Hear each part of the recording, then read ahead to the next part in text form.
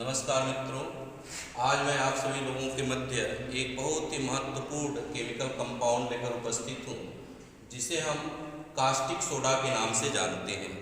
आइए हम सभी लोग जानते हैं कास्टिक सोडा क्या होता है। तो कास्टिक सोडा का अणुसूत्र जो होता है, इसका अणुसूत्र NaOH होता है। इसका अणुसूत्र जो होता है NaOH होता है। इसका रासायनिक नाम जो होता है,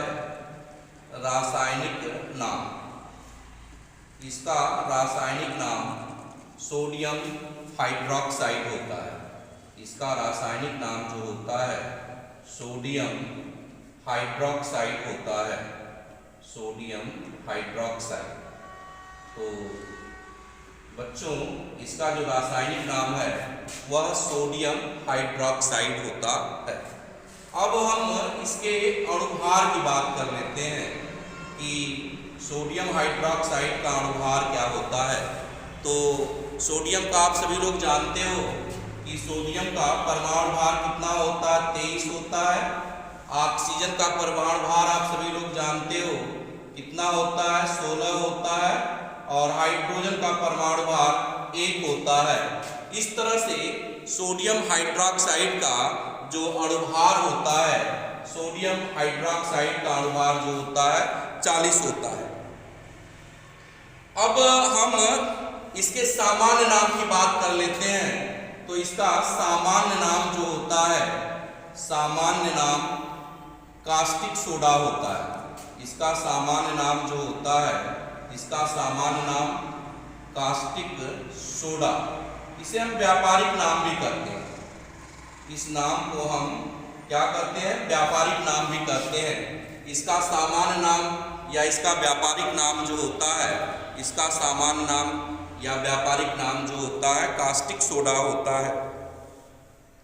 आइए हम सभी लोग इसकी निर्माण विधि देखते हैं कि किस तरह से हम सोडियम हाइड्रोक्साइड का निर्माण कर सकते हैं।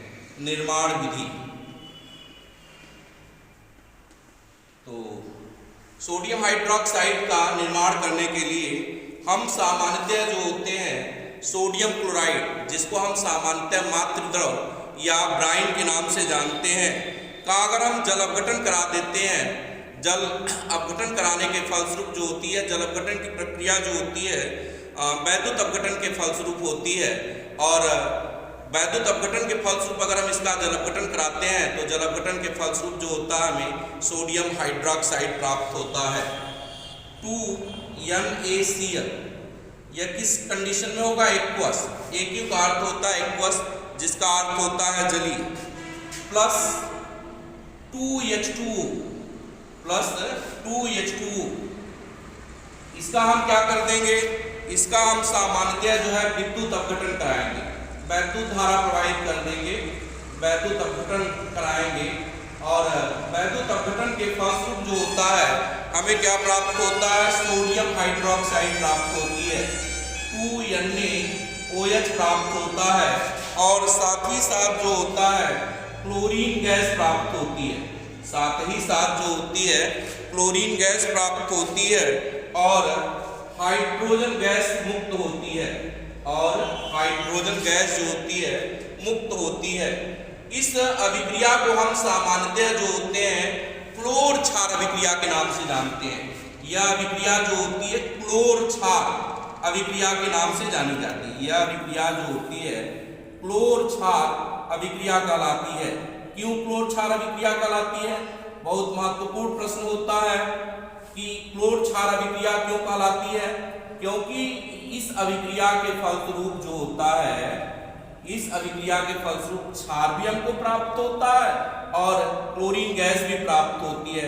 सोडियम क्षार और क्लोरीन के पाए जाने के कारण इस अभिक्रिया को हम क्लोर क्षार अभिक्रिया के नाम से जानते हैं। तो आइए बच्चों, हम सभी लोग जो है इसके भौतिक गुणधर्म देखते हैं कि इसका भौतिक गुणधर्म क्या होता है, कास्टिक सोडा का या सोडियम हाइड्रोक्साइड का भौतिक गुणधर्म क्या होता है। तो आइए हम सबसे पहले इसके भौतिक गुणधर्म को देखते हैं। यह जल में घुलनशील होता है। अगर हम सोडियम हाइड्रोक्साइड का जल अपघटन करा दें तो सोडियम हाइड्रोक्साइड का जल अपघटन कराने के फलस्वरूप जो होता है यह आसानी के साथ जल में घुलने की प्रवृत्ति रखता है, तनु सोडियम हाइड्रोक्साइड का यह निर्माण करेगा। इसका जो प्रयोग होता है वह साबुन के समान होता है, यह साबुन के समान गुणता प्रदर्शित करता है, क्योंकि सोडियम आयन पाए जाते हैं और सोडियम आयन पाए जाने के कारण जो होते हैं यह साबुन जैसे स्वच्छीकारक गुण प्रदर्शित करने की प्रवृत्ति रखता है, अतः यह साबुन के समान गुणधर्म प्रदर्शित करता है। अगर सोडियम हाइड्रोक्साइड लैब में एक्सपेरिमेंट करते समय या किसी वजह से अगर आपके त्वचा पर पड़ जाए तो त्वचा पर पड़ने पर फफोले पड़ जाते हैं। यह लाल लिटमस पेपर को